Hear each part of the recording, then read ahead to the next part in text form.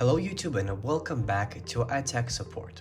Today, in this short video, I will show you how to reset your Windows laptop or computer that's running Windows 10.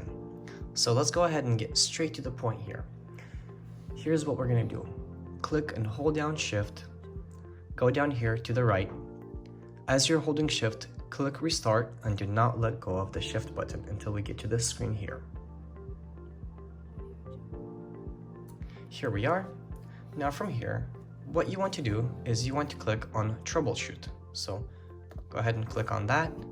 Now click Reset this PC. So there's two options, keep my files or remove everything.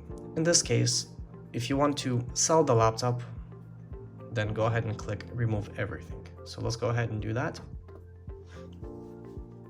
And let's wait until we get to the next screen here.